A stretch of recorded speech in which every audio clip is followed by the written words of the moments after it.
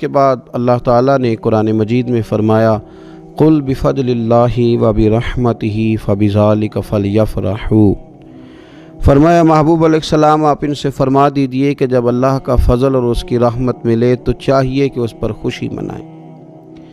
اسلام خوشی کا، مسرت کا، راضی ہونے کا پورا موقع فراہم کرتا ہے۔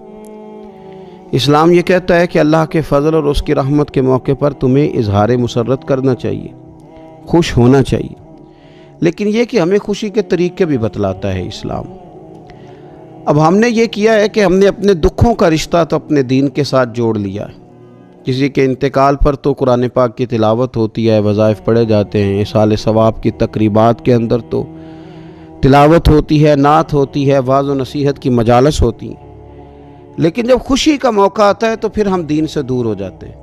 ہم نے دکھ سارے دین سے وابستہ کر لیے، اور سکھوں کے موقع پر بالکل ہم دین کو نہ صرف یہ کہ بھول جاتے ہیں، بلکہ محسوس ہوتا ہے کہ جیسے ہم صرف اپنی برادری، قبیلے اور علاقے کے رسم و رواج کے پابند رہ گئے ہیں۔ بڑے بڑے حاجی، نمازی، نیک، اچھے کہلانے والے لوگ بھی تھوڑی سی عدم توجہی کا اظہار کرتے ہیں، اور وہ چیز بڑی تکلیف کا باعث بنتی ہے کہ کیا رب رسول سے صرف دکھوں کا رشتہ ہے؟ معاذ اللہ۔ ہر قوم کوئی نہ کوئی تہوار مناتی ہے، اور لوگ چونکہ معاشرہ انفرادی سطح پر بھی راضی رہنا چاہتا ہے اور اجتماعی ماحول بھی فراہم کرنا چاہتا ہے، قومیں بڑے بڑے تہوار مناتی ہیں، میلوں کا بندوبست کرتی ہیں، دن منائے جاتے ہیں۔ اسلام کے اندر بھی دن منائے جاتے ہیں، اور بڑی قریب ایک دن آنے والا ہے جسے عید الفطر کہا جاتا ہے۔ لیکن اسلام کے تہوار باقی قوموں کو یہ بتاتے ہیں کہ تہوار منائے کس طرح جاتے ہیں۔ تو سب سے پہلے تو یہ یاد رکھیں کہ اسلام کے اندر جب عید آتی ہے تو اس کا کوئی مقصد ہے، اور ہم نے عید کو کس طرح منانا ہے یہ سارا کچھ ہمارا دین ہمیں بتاتا ہے۔ پہلے تو آپ دیکھیں کہ عید مسلمان نے کس طرح منانی ہے۔ سویرے جب اس نے اٹھنا ہے تو اس نے فجر کی نماز کے بعد دوبارہ سے تیاری کرنی ہے، غسل کرنا ہے، صاف لباس پہننا ہے، خوشبو لگانی ہے، اور کرنا یہ ہے کہ نماز کے لیے جانا ہے۔ اس کے عید کا آغاز، اس کے اس خوبصورت تہوار کا آغاز اللہ تبارک و تعالیٰ کی عبادت سے ہو رہا ہے، اور عید منا کب رہا ہے؟ رمضان کے 30 روزے پورے کرنے کے بعد، یا 29 کا چاند دیکھنے کے بعد۔ تو سب سے پہلے ہمیں یہ بتایا جا رہا ہے کہ جب تم عید مناؤ گے تو تم سجدہ شکر کے ساتھ مناؤ گے، اپنے رب کے ساتھ جوڑ کے مناؤ گے، اللہ تبارک و تعالیٰ کی عبادت کے ساتھ مناؤ گے۔ تو اس میں کوئی شور و غوغا نہیں، کوئی ریلیاں نہیں، کوئی جلوس نہیں، کوئی پٹاخے نہیں، کوئی گانا باجا نہیں۔ اللہ کی عبادت کے ساتھ بتایا جائے گا کہ تمہارا جو تہوار ہے وہ تہذیب کا، شائستگی کا، خوبصورتی کا، نظم و نسق کا ایک بہترین ذریعہ۔ تم بڑے راضی جب ہوگے تو پھر بھی تم اپنا ساری جھکاؤ گے رب کی بارگاہ میں، پھر بھی تم یہی کہو گے سبحان ربی العظیم، پھر بھی تم یہی کہو گے سبحان ربی الاعلی، پھر بھی تم اس کی بارگاہ میں جبین نیاز جھکاؤ گے۔ پہلی بات۔ دوسری بات، ہمیں پیغام میں عید یہ ہے کہ یہ جو تمہارے پاس عید کا دن آیا ہے یہ اجتماعیت کا دن ہے۔ آپ جب صف میں کھڑے ہوں گے نماز عید کے لیے تو کیا امیروں کی صفیں علیحدہ ہوں گی؟ غریبوں کی الگ ہوں گی؟ کیا پڑھے لکھوں کی الگ ہوں گی اور ان پڑھ لوگوں کی الگ ہوں گی؟ کیا قبیلوں کی الگ ہوں گی اور دوسرے قبیلے کی الگ ہوں گی؟ ایسا نہیں، ایک ہی صف میں کھڑے ہو گئے محمود و یاز، نہ کوئی بندہ رہا نہ کوئی بندہ نواز، صاحب و محتاج و غنی ایک ہوئے، اور تیری سرکار میں پہنچے تو سبھی ایک ہوئے۔ اجتماعیت کا اظہار ہے، اجتماعیت کا۔ عید کا پیغام اجتماعیت کا اظہار۔ اور پھر نماز عید ختم ہوئی تو سب نے ایک دوسرے کو گلے لگایا، غریب نے امیر کو، امیر نے غریب کو، پہلے ایک صف میں نماز پڑھی پھر گلے لگایا، چھوٹے نے بڑے کو، بڑے نے چھوٹے کو، سب ایک دوسرے کے ساتھ محبت کا رشتہ قائم رکھنے لگے۔ تو عید نے دوسرا پیغام اجتماعیت کا دیا کہ تم اللہ تبارک و تعالیٰ کی توحید کے نام پر، تم رسول پاک صلی اللہ تعالیٰ علیہ وسلم کی غلامی کے نام پر ایک ہو ایک۔ ہزاروں قومیں وجود میں آئیں دہر میں خشک و تر کے رشتے سے، پر ہم نے بنیاد دوستی رکھی یاد خیر البشر کے رشتے سے۔ اور اقبال کہنے لگے اپنی ملت پر قیاس اقوام مغرب سے نہ کر، خاص ہے ترکیب میں قوم رسول ہاشمی۔ یہ جو نماز پڑھ رہے ہیں اور بعد میں گلے مل رہے ہیں، ان کا ایک ہی تعارف ہے کہ یہ رسول ہاشمی کی قوم ہے۔ یہ تعارف اجتماعیت کا درس، پیار کا درس، مساوات کا درس، چھوٹے بڑے کے فرق کو ختم کرنے کا درس، امیر غریب کی تفریق مٹانے کا درس، اس کا نام عید ہے۔ تیسری بات آپ یہ دیکھیں کہ کوئی بھی ہمارا موقع ہے نا، تو اسلام نے اس پر کچھ تعلیمات دی ہیں۔ اگر آپ کو اللہ بیٹا دیتا ہے، بیٹی دیتا ہے، تو اس کا عقیقہ کرنا ہے، دوسروں کو کھانا کھلانا ہے۔ اگر اللہ نے شادی کا موقع دیا تو سنت ہے ولیمہ کرنا ہے، لوگوں کو کھانا کھلانا ہے۔ اگر بڑی عید کا موقع آیا ہے تو قربانی رکھ دی گئی ہے، آپ گوشت کریں گے، اس کا ایک حصہ رشتہ داروں کو دیں گے، ایک حصہ غریب نادار لوگوں کو دیں گے۔ اور عید کا موقع آیا تو صدقہ فطر رکھ دیا گیا چھوٹی عید پہ، اور صاحب نصاب پر زکوٰۃ بھی فرض کر دی گئی، جو بالعموم رمضان میں ہی دی جاتی ہے۔ رمضان میں زیادہ تر مسلمان دینے کی کوشش کرتے ہیں۔ تو اس سے کیا ہوتا ہے کہ انسان اپنی خوشیاں دوسروں کے ساتھ بھی جوڑتا ہے، وہ اکیلے خوشی نہیں منا رہا، وہ دوسروں کے ساتھ اپنی خوشیوں کو جوڑ رہا ہے، غریب کو کھانا کھلا رہا ہے۔ اور نبی پاک صلی اللہ علیہ وسلم نے فرمایا وہ دعوت بڑی ملعون ہے، وہ بڑی لعنت والی دعوت ہے کہ کسی نے دعوت پکائی اور صرف امیروں کو دعوت دی جائے، غریبوں کو نہ دی جائے۔ سیاسی افطاریاں کرائی جائیں، اور ولیمے پہ بھی اگر اپنے بیٹے کے بلایا جائے تو امیر لوگوں کو، سیاسی لوگوں کو، بڑے لوگوں کو دعوت دی جائے۔ دعوت تو خیر والی وہ ہے جس میں چھوٹا بڑا امیر غریب سب شریک ہو۔ تو عید کے موقع پر بھی یہ ضروری تو نہیں کہ ہم 6 جوڑے ہی بنوائیں، 3 جوڑوں سے بھی گزارا ہو سکتا ہے۔ اس طرف بھی تھوڑی توجہ کر لیں کہ جس گھر کے اندر 1 جوڑا بھی خریدنا مشکل ہے، یہ کوئی ضروری تو نہیں کہ 10 جوڑے ہی خریدے جائیں، 2 پہ بھی گزارا ہو سکتا ہے۔ 3 جوتے لینے کی بجائے 1 سے بھی عید گزر جاتی ہے، لیکن تھوڑی سی توجہ اگر غرباء کی طرف بھی کر لی جائے، مساکین کی طرف۔ یہ کل پرسوں خبر آ رہی ہے کہ ہمارے پنجاب میں ایک ایسا شہر بھی ہے جس میں باپ نے صرف اس لیے اپنے بچے نہر میں پھینک دیے ہیں کہ انہوں نے عید کے لیے کپڑے مانگے تھے۔ اس قسم کی داستانیں جس قوم کے اندر موجود ہوں تو وہ قوم پھر کسی کا خیال ہی نہ کرے، وہ سارا مال اپنے اوپر ہی خرچ کرنا چاہے، اسے احساس ہی پیدا نہ ہو کہ کسی اور کو بھی ضرورت ہے۔ تو عید ہمیں موقع دیتی ہے۔ بزرگوں نے لکھا ہے کہ یہ جو عید پہ کہا گیا نا کہ ایک رستے جاؤ اور دوسرے رستے سے واپس آؤ، تو اس میں بھی شاید ایک حکمت ہمیں یہ بھی نظر آتی ہے کہ کئی دفعہ ایک گلی سے گزرے تو گزرتے وقت خیال آتا ہے کہ یار یہ گھر ایسا ہے، دیکھ کے پتہ چلتا ہے کہ جو غریب ہے مجھے تھوڑا ان کا خیال رکھنا چاہیے۔ پھر دوسری سائیڈ سے واپس آؤ، شاید تمہیں گھر بیٹھے یاد نہ آئے اور مکان دیکھ کے تمہیں سمجھ آ جائے کہ یہاں تو شاید روٹی بھی وقت پہ نہ پکتی ہو، اتنے غریب ہیں۔ تو اسلام نے ہر چیز میں حکمت رکھی، اور صرف عید کے موقع پہ نہیں، مستقل آپ غرباء کے، مساکین کے سرپرست بننے کی، معاون بننے کی کوشش کریں، رسمی طور پر نہیں۔ پچھلے سال نا عید گزری تو مجھے ایک دوست نے ایک پنجابی کا شعر بھیجا، اس نے کہا حضرت جی اس کو ذرا ضرور پڑھیں۔ تو شعر بڑا انوکھا تھا۔ وہ شعر کیا تھا؟ او راشن ونڈن والے او لوکو، او راشن ونڈن والے او لوکو، او عیدوں بعد بھی بھوک لگ دیجئے۔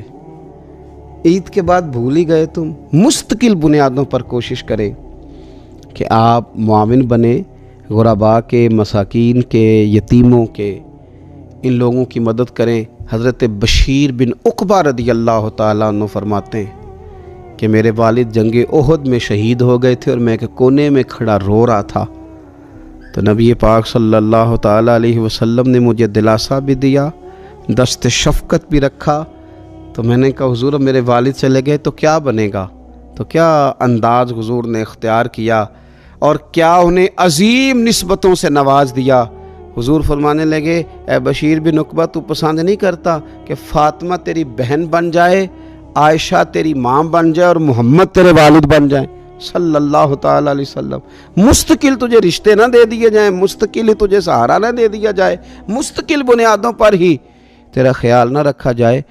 تو عید پر، رمضان میں بالعموم اور عید کے بعد بھی کوشش فرمائیں کہ آپ مستقل بنیادوں پر غرباء اور مساکین کا خیال کریں۔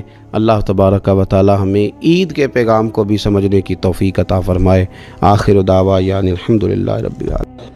تو ہمارے ہاں کچھ لوگ سمجھتے ہیں کہ سخاوت صرف رمضان میں ہی کرنی ہے، اور رمضان میں ثواب زیادہ ہے، ورنہ راشن ونڈن والے لوگ کو عیدوں بعد بھی بھوک لگ دیجئے، عید کے بعد بھی اسی طرح ہی غریب کے ساتھ پیٹ ہوتا ہے، لیکن توجہ نہیں کہ مہنگائی اور سختی کے اس دور میں اپنے مسلمان بھائیوں کا، عزیزوں کا، اہل محلہ کا ہاتھ بٹائیں، پیار کریں۔ علم کا لغوی معنی جاننے کے ہوتے ہیں۔ علم حاصل کیا جاتا ہے کسی چیز کی معرفت کو حاصل کرنے کے لیے۔ جب ہم کوئی علم حاصل کرتے ہیں تو ہم یہ چاہتے ہیں کہ ہمیں اس چیز کے نفع اور نقصان کا پتہ چل جائے، اور جب ہم دینی علم حاصل کرتے ہیں تو اس کا مقصد یہ ہوتا ہے کہ ہمیں رذائل اور خسائل ان دونوں کی خبر ہو جائے، خیر کیا ہے شر کیا ہے اس میں تمیز کا ملکہ ہمیں نصیب ہو جائے، اچھائی اور برائی کھل کر ہمارے سامنے واضح ہو جائے۔ یہ مقصود ہوتا ہے علم سے۔ علم سے، تعلیم سے مقصد زیادہ باتیں کرنا نہیں ہوتا۔ ایک آدمی بہت زیادہ باتیں کرتا ہے تو شاید بڑا عالم ہے، ایک شخص بہت زیادہ گفتگو کرتا ہے تو اس کے پاس معلومات زیادہ، ایسا نہیں، بلکہ حضرت عبداللہ ابن مسعود رضی اللہ تعالیٰ عنہ سے جب کسی نے پوچھا تھا کہ بڑا عالم کون ہوتا ہے، تو آپ فرمانے لگے جو رب سے زیادہ ڈرے وہ بڑا عالم ہے۔ اور دلیل انہوں نے یہ دی کہ اللہ کریم نے قرآن مجید میں فرمایا ہے کہ انما یخشی اللہ من عبادہ العلماء، اللہ کے بندوں میں سے جو عالم ہیں وہ رب سے ڈرتے ہیں۔ تو دینی تعلیم، اس کی معلومات حاصل کرنے کی کوشش کریں، صحیح کریں۔ قرآن مجید کی ایک آیہ کریمہ کا کچھ حصہ جو میں نے تلاوت کیا، اس میں اللہ کریم نے فرمایا اپنے محبوب سے، کہا وَقُلْ رَبِّ زِدْنِی عِلْمًا، اے محبوب آپ میری بارگاہ میں یہ دعا مانگیں، آپ یہ عرض کریں کہ اے رب میرے علم میں اضافہ کر دے، اے مالک میرے علم میں اضافہ کر دے۔ بہت ساری چیزیں ایسی ہوتی ہیں جن کی زیادتی ٹھیک نہیں ہوتی، وہ زیادہ ہو جائیں تو نقصان کرتی ہیں، لیکن علم ایک ایسی چیز ہے کہ جس کے بارے میں رب کریم نے کہا کہ محبوب آپ دعا مانگیں کہ آپ کو زیادہ علم دیا جائے۔ اور پھر علم ایک ایسی چیز ہے کہ کوئی بھی آدمی یہ دعویٰ نہ کرے کہ میں نے بڑا حاصل کر لیا ہے، میری اب تکمیل ہو گئی ہے، میں اب مکمل ہو گیا ہوں۔ جن کو اللہ نے غیب کے خزانوں کی کنجیاں دی ہیں نا، ان سے بھی رب کریم نے کہا ہے کہ محبوب آپ دعا کریں کہ مالک میرے علم میں اضافہ کر دے۔ تو جب وہاں تک یہ بات ہے تو پھر عام آدمی کو بھی چاہیے کہ وہ اپنی معلومات میں اضافے کا شوق پیدا کرے۔ اور تیسری بات یہ کہ جو حضور کے علم شریف پر بات کرتے ہیں وہ بھی اس آیت سے سیکھیں کہ حضور کا علم تو ہر روز رب اس میں اضافہ فرما رہا ہے، تو ہر روز اضافہ ہو رہا ہے۔ وَلَلْآخِرَةُ خَيْرٌ لَكَ مِنَ الْأُولَىٰ، ہر روز ترقی ہو رہی ہے حضور کے علم شریف کی بھی۔ تو ہمارے ہاں زیادہ تر لوگ بات اس لیے سیکھتے ہیں کہ میں کوئی کہیں سے مسئلہ سیکھوں گا پھر جا کے اپنی مسجد کے امام کو تنگ کروں گا کہ وہاں تو میں یہ سن کے آیا ہوں تو یہاں یہ کام کیوں نہیں ہوتا۔ میں کوئی بات سیکھوں گا تو پھر میں اس سے بحث کا دروازہ کھولوں گا۔ علم کا مطلب ہی اپنے آپ کو سنوارنا ہے۔ معلومات حاصل کرنے کا مطلب یہ کہ آپ کے عمل میں پختگی آئے، آپ کے کردار میں پختگی آئے، آپ نے جو سیکھا ہے آپ اس کے مطابق اپنے آپ کو ڈھالیں۔ مسلم شریف میں موجود ہے، نبی پاک صلی اللہ علیہ وسلم نے دعا مانگی ہے، اے اللہ میں اس علم سے تیری پناہ مانگتا ہوں جو علم تو ہو پر نفع والا نہ ہو۔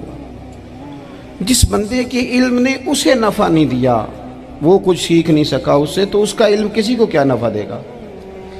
جب خود سے اس نے، اور صوفیہ کرام تو فرماتے ہیں کہ جو لوگ بڑی معلومات حاصل کر لیں، بڑی باتیں سیکھ لیں، پنچایت میں کسی کو بولنے نہ دیں، گھر میں کسی کو بولنے نہ دیں، بہت سارے لوگ تو علماء کو بھی مشورہ دیتے ہیں، بڑی باتیں کرے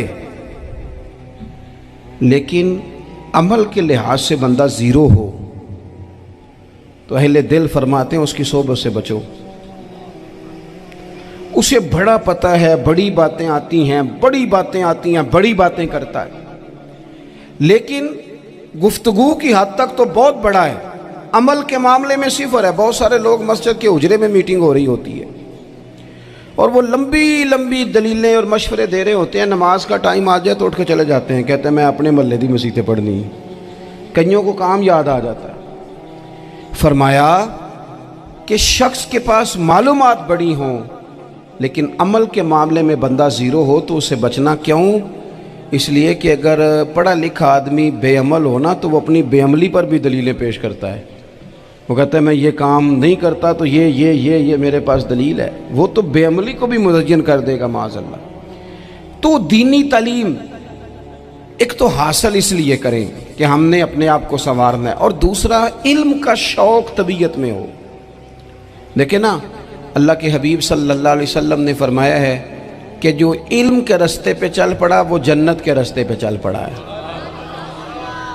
جمعوں میں، محفلوں میں کانوں کے ذائقے کے لیے نہ آئیں، اس لیے آئیں کہ میرے علم میں، میرے عمل میں یہ کوئی اضافے کی بات بنے گی، میں کوئی نصیحت حاصل کروں گا تو میرے دل کا زنگ اترے گا۔ ہمارے ہاں یہاں لوگ مزے کے لیے آتے ہیں اور آج کل لوگ فوٹو کے لیے آتے ہیں۔ ان دو کاموں سے نکل کر خالص اصلاح کی نیت سے علم کا شوق، ہمارے ہاں تیزی سے ایک حرکت کی گئی، علماء کا وقار خراب کیا گیا اور لوگوں کو دینی علوم سے دور کیا گیا، اور اس میں بعض بیچارے واعظین اور خطباء نے بھی کردار ادا کیا جب جعلی پیر کی تعریفیں کھول کے کیں، اور اسے پتہ نہیں کہاں تک۔ یہ اسٹیج ہوتے ہیں نا، ان میں کوئی بندہ اچھا لگے بھی تو اس کے لیے دعا کرنی چاہیے، تعریفیں نہیں کرنی چاہیے۔ تعریفیں اس کا کوئی فائدہ نہیں ہے، اس بندے کو تو دعا کا فائدہ ہے۔ اگر آپ کو اچھا لگ رہا ہے تو اسے دعا دیں، اس سے زیادہ کچھ نہیں کریں۔ اور ہمارے ہاں جناب وہ نقیب محفل بیچارے کی شامت آ جاتی ہے اگر تعریفیں تھوڑی کرے تو کہتے ہیں انہوں تو نام ہی نہیں لینا ہوں۔ اور بھائی اس کے نام لینے سے آپ کا قد اونچا ہوتا ہے۔ تو علم اور عالم، ان دونوں چیزوں سے قوم کو دور کیا گیا۔ دینی تعلیمات کا فقدان ہے۔ جو میٹرک تک لوگ 60-70 کتابیں پڑھ جاتے ہیں انہیں بھی قرآن پاک ٹھیک سے نہیں پڑھنا آتا، دور کیا گیا۔ آپ مجھے بتائیے، چلیں ایک مسجد ہی آپ دیکھ لیں، اس مسجد کے اندر اگر ایک طرف ایک عالم دین مشکات شریف کھول کے بیٹھے ہوں، حدیث پاک کا درس ہو رہا ہے، یا بحر شریعت کھول کے بیٹھے ہیں، فقہی مسائل بیان کیے، اور اسی مسجد میں ایک بابا جی جبہ پہن کے تگڑا سا بڑی سی پگڑی باندھ کے اور 500 دانے والی تسبیح لے کے بیٹھے ہیں، اب ایک بندہ اندر آتا ہے تو وہ کدھر جائے گا؟ عالم کی طرف کہ بابا جی کی طرف؟ وہ کیوں جا رہا ہے بھلا بابا جی کی طرف؟ وہ اس لیے کہ ہم نے اسے یہ بتایا ہی نہیں کہ جس طرح سبحان اللہ سبحان اللہ سبحان اللہ پڑھنا عبادت ہے نا، اسی طرح دارابا پڑھنا بھی عبادت ہے۔ اسے ہم نے بتایا نہیں کہ جب تک علم کے رستے میں رہنا بھی عبادت ہے، جب تک اسے یہ سمجھ نہیں نہ آئے گی کہ جس طرح وظائف کی کتاب پڑھنا عبادت ہے اسی طرح مشکات شریف پڑھنا بھی عبادت ہے، حدیث بخاری کا درس لینا بھی عبادت ہے، مسلم شریف کی احادیث پر اپنے اساتذہ سے بیٹھ کر دروس پانا بھی عبادت۔ جب تک یہ پورا مزاج دیکھیں نا، نبی پاک صلی اللہ علیہ وسلم نے فرمایا رات کی ایک گھڑی بھر دین سیکھ لینا ساری رات نفل پڑھنے سے بہتر ہے۔ اب ہمیں سمجھنا چاہیے کہ کتاب پڑھ کے بھی بندہ رب رسول تک پہنچ سکتا ہے۔ کتاب و سنت رستہ آسان کرتے ہیں، لیکن ہمارے ہاں کیا مزاج دیا گیا ہے؟ بابا جی کے پاس چلو، ضرور جائیں بابا جی اگر نیک ہیں تو منع کوئی نہیں کر رہا، لیکن جو سوچ ہمیں حضور نے دی ہے ہم نے اسی کی سوچ کے مطابق اپنے معاملات کو ترتیب دینا ہے نا۔ اب ایک بات میں نے آپ سے پوچھی اور آپ نے کہا قوم ساری بابا جی کی طرف جائے گی۔ حدیث پاک کس طرح ہے؟ اللہ کے محبوب مسجد شریف میں تشریف لائے، دونوں جانب لوگوں کے حلقے بنے ہوئے ہیں، لوگ بیٹھے ہوئے ہیں، ایک حلقے میں لوگ اللہ کی یاد کر رہے ہیں، ذکر ہو رہا ہے، ایک حلقے میں بیٹھ کے ایک عالم کتاب و سنت کا درس دے رہے ہیں، ایک صحابی اور باقی سن رہے ہیں۔ خاص توجہ کریں نوجوان میری بات پر، رسول کریم صلی اللہ علیہ وسلم دونوں کے بیچ کھڑے ہو گئے اور کریم نے فرمایا دونوں محفلیں خیر کی ہیں، دونوں ہی حلقے خیر کے ہیں۔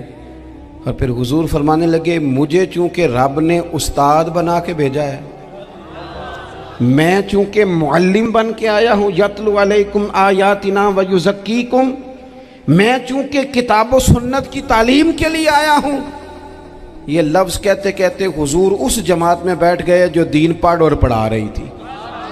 حضور وہاں بیٹھے جہاں بات دین کی ہو رہی، جہاں لوگوں کو اللہ رسول کی بات بتائی جا رہی۔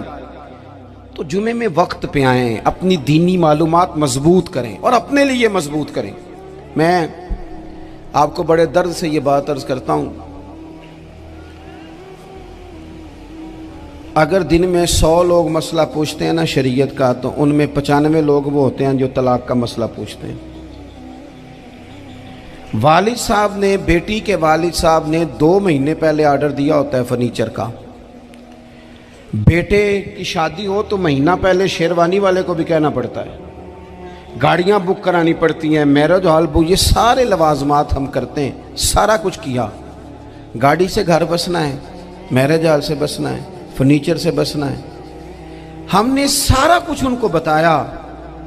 لیکن کاش 2 گھنٹے بچی کسی معلمہ کے پاس جاتی، بچہ کسی استاد کے پاس جاتا، نکاح طلاق کے مسئلے بھی سیکھتے۔ میں دعوے سے کہتا ہوں اگر ہمیں پتہ چل جائے کہ 3 طلاقیں اکٹھی نہیں دینی چاہیے، کیونکہ دے دیں تو ہو جاتی ہیں، اگر ہمیں سمجھ آ جائے کہ نہیں دینی چاہیے، یہ مسئلہ بیان ہو، اور یہ والے مسئلے ہم محفلوں میں بھی نہیں بیان کر سکتے، اس لیے کہ لوگ کہیں گے مسئلہ تو وہ بیان کریں جس پہ نعرے لگیں گے، آپ قوم کو یہ کیا بتا رہے ہیں، یہ تو چھوٹا عالم بتاتا ہے معاذ اللہ اس طرح کی باتیں، تو بڑی بڑی کو نقطے کی بات بتائیں۔ وہ جس طرح ہمارے ہاں وہ 1 گھنٹہ پہلے نہیں کہتے تگڑے ہو جو میں جملہ دینے لگا، وہ پتہ نہیں جملہ آ رہا ہے کہ ایٹم بم آ رہا ہے، تیار ہو جاؤ، جو میرا جملہ ضائع نہ کرنا، ادھر بھاگ کے چلا گیا ادھر بھاگ کے آ جاؤ، اللہ جانے وہ جس طرح کبھی لگتا ہے نا پٹاری سے اللہ جانے کیا نکلے گا، میں جملہ دینے لگا ہوں۔ تو میں کہتا ہوں تو آرام سے بیٹھ کے بھی جملہ دے دے، تیرے جملے سے کیا نکلے گا، اور تو جملہ نہ دے ہمیں کوئی آیت دے، تو جملہ چھوڑ ہمیں کوئی حدیث پاک سنا۔ یعنی ہر نقیب، ہر خطیب، ہر نعت خواہ اٹھ کے کہتا ہے سارا قرآن ہی حضور کی تعریف ہے۔ اور بھئی اگر سارا قرآن حضور کی تعریف ہے تو چند آیتیں پڑھ دے پھر تو بھی، تو نے پڑھی تو ایک بھی نہیں اور تو کہتا جا رہا ہے سارا قرآن ہی حضور کی تعریف ہے۔ یہ والی تعریف بھی تو سنانا قوم کو، جو یہ بچے ان کے استاد انہیں سکھا رہے ہیں اور یہ سیکھ رہے ہیں، اس طرف بھی تو سفر کریں۔ تو میرے عزیز، اگر لوگوں کو مسائل کا پتہ چلے تو سینکڑوں گھر بچ جائیں تباہ ہونے سے، بڑے بڑے گھر بچ جائیں، لیکن مسائل نہیں آتے۔ میرے پاس مسئلہ پوچھنے کے لیے کچھ لوگ آ گئے تو 4-5 سال کا بچہ بھی تھا جس کے والد نے غصے میں اپنی بیوی کو 3 طلاقیں دی تھی، تو چھوٹا سا بچہ، کپڑے بھی پھٹے پرانے، اور حالت بتا رہی تھی کہ غریبی ہے۔ تو جب میں نے مسئلہ بتایا کہ 3 طلاقیں ہو گئی ہیں تو واپس جانے لگے، تو بچہ مجھ سے کہتا ہے، دیہاتی آدمی تو کہنے لگا مولوی صاحب میری اماں تے نانی کہنی اسن پوچھ کے آئیں آپ کہ ہن اسی لہدا لہدا ہی رہنا ہے۔ تو اس بچے کی نونہال کی وہ کیفیت دیکھی تو میں رو پڑا۔ میں نے کہا یار یہ بچہ بیچارہ ماں باپ کے ہوتے ہوئے یہ یتیموں جیسی زندگی گزارے گا کیونکہ باپ نے طلاق دے دی، کس طرح؟ مسائل نہیں بتائے لوگوں کو، تعلیم سے آگاہی نہیں کیا۔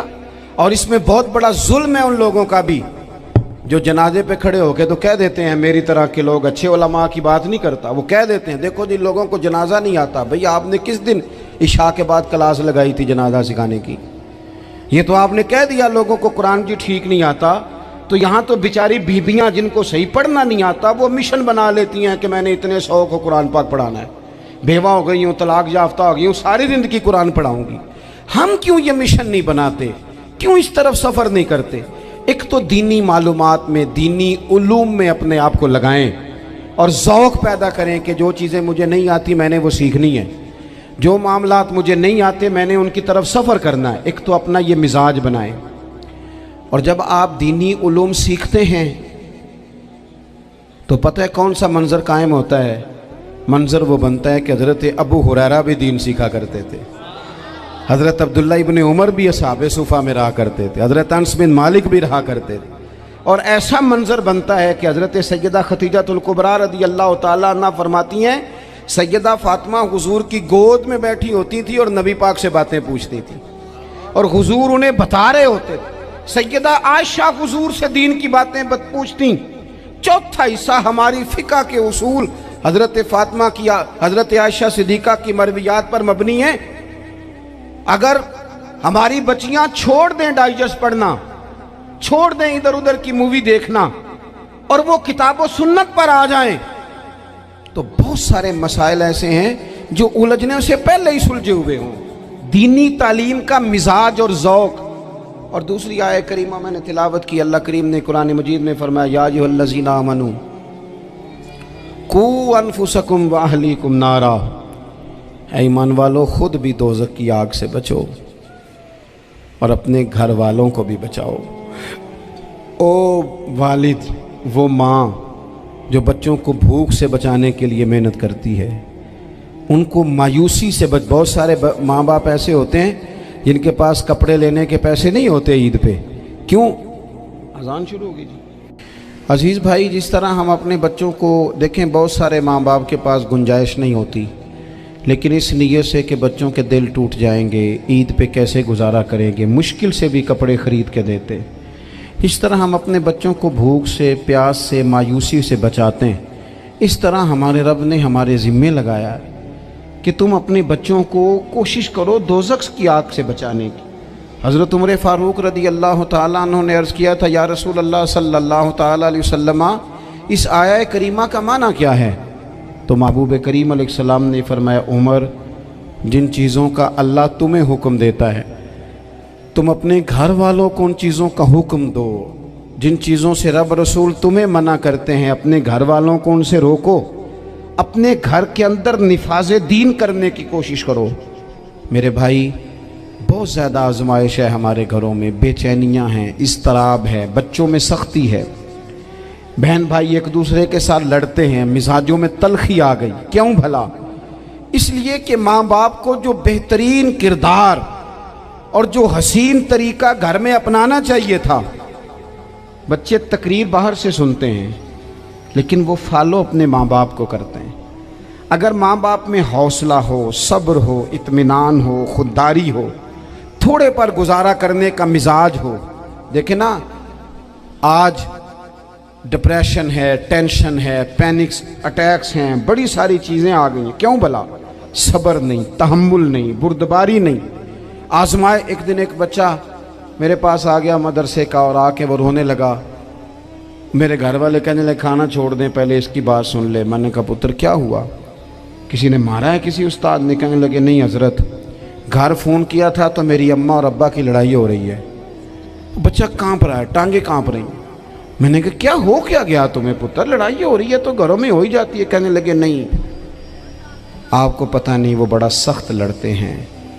मेरे वालिद जब मेरी वालदा को मारने के लिए आगे बढ़ते हैं तो हम सारे चारपाइयों के नीचे छुप जाते हैं। हमें खौफ आता है, वो मंजर ख़तरनाक होता है। ये कौन तकलीफ़ दे रहा है अपने बच्चों को? यहाँ बैठे हमारे यहाँ मीलों दूर रहते थे उसके घर वाले, तो वो तकलीफ़ में था, तो घर में क्या कैफियत होगी? अगर हौसला हो, सब्र हो, कनात हो, अल्लाह के दिए हुए थोड़े रिस्क पर हमें राज़ी रहना आता हो, हमारे घरों में सुकून आए, इत्मीनान आए। हम जो ज़िंदगी बड़ी खुशी खुशी गुजार सकते हैं, हमारे मिजाजों का लालच, हमारी तबीयतों की बेराह रवी, हमारी झूठी अना का बुत, उन सारी चीज़ों को ख़त्म कर देता है। अपनी ज़िंदगी के अंदर अगर हम वो किरदार अपने बच्चों को दें, जिस किरदार में मोबाइल भी हो, जिसमें गाड़ी भी हो, जिसमें पैसे भी ला के अब्बा दराज में रखता हो, लेकिन वालिद का घर में मुसल्ला भी मौजूद हो, उसकी कोई तस्वीर भी हो, वो ये भी कहता हो कि खुदा ने अपने फजल से आज 5000 दिया है तो इसमें 1000 गरीबों का भी है, इसमें थोड़ा सा मैंने अल्लाह की रिज़ा के लिए भी रखा है। अगर कोई मुश्किल आ जाए तो वो बाप और माँ को सब्र करता हुआ देखते हो। अगर एक बाप कर बात करे तो दूसरा बर्दाश्त करता हो। खुदारा अपनी औलादों को इस अजियत का शिकार न करो। अपने घरों के अंदर वो खुददारी, वो प्यार, वो वक़ार, वो मोहब्बत, वो अंदाज। आप थके हुए हैं, कोई शक नहीं, आप बहुत सारे मसाइल का बाहर शिकार होंगे, कोई शक नहीं, लेकिन आप बाहर से थक के आए हैं। और अगर आप बाहर अपनी फैक्ट्री के मालिक हैं और दफ्तर के बड़े हैं तो घर में भी तो आप बड़े हैं ना, आपकी माँ भी तो इंतज़ार कर रही है, उसने भी तो दुखड़ा सुनाना है ना आपको। आप ये देखिए कि आपके बच्चे भी तो इंतज़ार कर रहे हैं, वो चाहते हैं कि अब्बा आके बैठे तो हम उनके सीने पे चढ़ के थोड़ा खेलें। आपकी अहलिया मुंतज़िर हैं। कुछ बातें बीवी किसी और से नहीं कह सकती, सिर्फ अपने शौहर से कहती है। लेकिन वो तो आते ही जलाल में आ गए साहब, वो कहने लगे तू बड़ी नालायक है, मैं थका मांदा आया हूं और तूने मुझे कहानी सुना दी है। वो उस खातून से शिद्दत के साथ पेश आने लगे। मेरे रसूल पाक की हयात नूर को देखो, हज़रत उम्मे ऐमन हुजूर की रज़ाई वालदा हैं, उनकी भी खिदमत हो रही है। हज़रत हलीमा सादी आ रही हैं तो खिदमत हो रही है। हज़रत अब्बास हुजूर के चचा हैं तो करीम फरमाते हैं मेरे चचा हैं बाप की जगह पे। हुजूर दोस्त अहबाब सहाबा गुलामों सब के साथ प्यार कर रहे हैं। 9 अज़वाज मुतहरात हैं घर के अंदर। और कैफियत ये है कि हुजूर सिर्फ उनकी ज़रूरतों का ही ख्याल नहीं करते, ख्वाहिशात का ही ख्याल नहीं करते, बल्कि मेरे करीम का तरीका ये है कि कोई बंदा आज बोल क्या रहा है, वो कहाँ खड़ा है, आज उसके जुमले किस तरह के हैं, उसका लहजा किस तरह का हो गया है और उसे ठीक कैसे करना है। महबूब इसका ख्याल फरमाते, तवज्जो करते। मैं कहता हूँ कि हम सबको शौक़ आया है आराम करने का। मैं सुबह 11 बजे से पहले अपने घर से निकल आया था और ये वक्त आ गया है और रात को खुदा जाने किस वक़्त घर पहुँचना है। कई दफ़ा कैफियत ये होती है कि गाड़ी से उतरते हैं तो फिर दिल करता है कि कोई उठा के चलाए ना कभी। इसके बावजूद बहुत सारे लोग नाराज़ रहते हैं कि हमसे मिल के नहीं गए, फ़ोटो नहीं खिंचवा के गए, फलानी जगह चाय नहीं पी के गए। ये तसलसल है। लेकिन मैं जितना मर्ज़ी थका मांदा घर जाऊँगा ना, कभी ऐसा नहीं हुआ कि मैं घर जाऊँ तो बड़ी टेंशन में जाऊँ। मेरी घर वाली एक दिन मुझसे कहने लगी आपने कभी नहीं कहा कि मैं थका हुआ आया, बंदा थक भी तो जाता ही है ना, कभी कहाँ करे ना। मैंने उसे कहा पता क्यों नहीं कहता, इसलिए नहीं कहता कि मैं नहीं चाहता कि मेरे बच्चे ये कहें कि हमने दीन नहीं पढ़ना, हमारा बाप तो बड़ी मुश्किल में है। हम अपने काम के बारे में अपने घर में शिकवे करते हैं। आप किसी बच्चे से पूछ लें कौन सा काम करना है, कहता जेड़ा अब्बा जी कर दे रहे वो नहीं करना। क्यों कि अब्बा जी हर रोज़ तो कहते हैं मैं बड़ा उलझ गया हूँ, ये काम बड़ा मुश्किल है। मैं चाहता हूँ कि मैं अपने बच्चों को ये बताऊँ कि पुत्र मैं तो जिधर जाता हूँ फूल ही फूल हैं, मैं तो जिधर से गुज़रता हूँ मोहब्बत ही मोहब्बत है, मैं तो जिधर से देखता हूँ दुआएं ही मिलती हैं, ताकि उनका शौक़ पैदा हो। मेरे अजीज़ आप थोड़ा सा दिल बड़ा करें। अगर आप एक की वजह से पूरा घर सुकून में आ जाता है तो आप दिल बड़ा क्यों नहीं करते। जगह ढूंढते हैं बस मुझे कोई तंग ना करे, कोई मेरी बाप माँ बदौलत को कोई परेशान ना करे। बुखारी शरीफ सुनिए, हज़रत आयशा सिद्दीक़ा रज़ी अल्लाह ताला अन्हा बैठी हैं। हुजूर फरमाने लगे आयशा आज एक बात ना बताऊं तुम्हें। या रसूलल्लाह बताइए। हुजूर फरमाने लगे जब तुम मुझसे नाराज़ होती हो तब भी मुझे पता चल जाता है, और जब राज़ी होती हो फिर भी पता चल जाता है। तो हज़रत सैयद आयशा सिद्दीक़ा बात सुन के बड़ी खुश हुई। या रसूलल्लाह वो कैसे। हुजूर फरमाने लगे कभी कभी तुम कसम उठाती हो। या रसूलल्लाह हाँ। फरमाया जब होती हो ना राज़ी खुश तो फिर कहती हो मुझे रब्बे मोहम्मद की कसम सल्लल्लाहु अलैहि वसल्लम। फिर तुम मेरे नाम के साथ रब करीम का नाम मिला के कसम उठाती हो, रब्बे मोहम्मद की कसम। या रसूलल्लाह बिल्कुल ऐसे ही है। और फरमाया जब तुम्हारे दिल में कोई बात होती है ना तो फिर तुम कहती हो मुझे रब्बे इब्राहीम अलैहिस्सलाम की कसम, फिर तुम रब्बे मोहम्मद नहीं कहती। ये बुखारी मुस्लिम में मौजूद है। हज़रत आयशा सिद्दीक़ा ने तो बात सुनी तो खिल गई तबीयत, कहने लगी करीम सदके जाऊँ यहाँ तक ख्याल फरमाते हो, किसके जुमले कहाँ पहुँच गए यहाँ तक ख्याल है। फरमाया मुझे पता चल जाता है कि तुम्हारी कैफियत क्या है, कहाँ खड़ी हो। और भाई हम तो अपनी माँ का भी ख्याल नहीं रखते। हमारा बाप कहाँ बेचारा खड़ा है, वो तो इंतज़ार में था कि कोई 10 मिनट मेरे पास बैठेगा, तवज्जो ही नहीं, जज्बात का ख्याल ही नहीं। हज़रत आयशा सिद्दीक़ा बात सुन के अर्ज़ करने लगी या रसूल अल्लाह मुझे रब्बे मोहम्मद की कसम हो, मैं सिर्फ नाम छोड़ती हूँ, मेरे दिल में हर वक़्त मदीने वाले महबूब ही रहते हैं, नाम ही छोड़ती हूँ सिर्फ। ओ मेरे दोस्त थोड़ा सा जा। और दूसरा अर्ज़ करूँगा दौलत अगर बहुत आली चीज़ होती ना, बहुत कीमती, तो सबसे ज़्यादा सैयदा आयशा के घर में होती। अगर पैसों से ही शौक खाता तो पैसे सबसे ज़्यादा हज़रत फातिमा ज़हरा के काशाना नूर में होते। ओ मेरे भाइयों, सोना वक्त मोहब्बतों से गुजारा जा सकता है।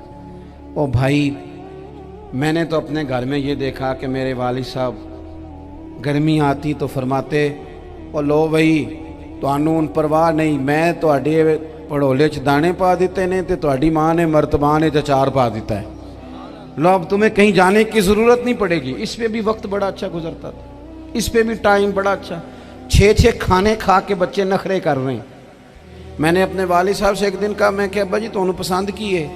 फरमान लगे, पुत्र जे तो लगी होवे भुख फिर ते हर शाही, और अगर भूख ना हो तो फिर नखरे ही नखरे हैं, फिर क्या पसंद होना है।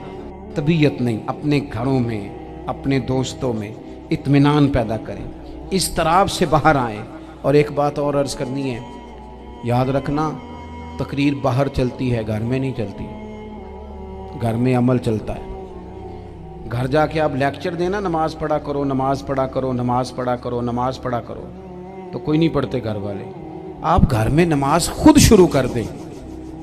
नबी पाक सल्लल्लाहु अलैहि वसल्लम ने फरमाया, घरों को कब्रिस्तान ना बनाओ, कुछ नफली नमाजें घर में भी पढ़ा करो। अल्लाह के प्यारे रसूल सल्लल्लाहु अलैहि वसल्लम का घर मस्जिद नबी के बिल्कुल साथ है, दरवाज़ा हुजूर के घर का मस्जिद में खुलता था। लेकिन नबी करीम सल्लल्लाहु अलैहि वसल्लम क्या करते थे? हज़रत आयशा सिद्दीक़ा फरमाती हैं, तहज्जुद की नमाज घर में पढ़ा करते थे। घर में हुजूर तहज्जुद की नमाज पढ़ते, अगरचे घर में दुश्वारी थी।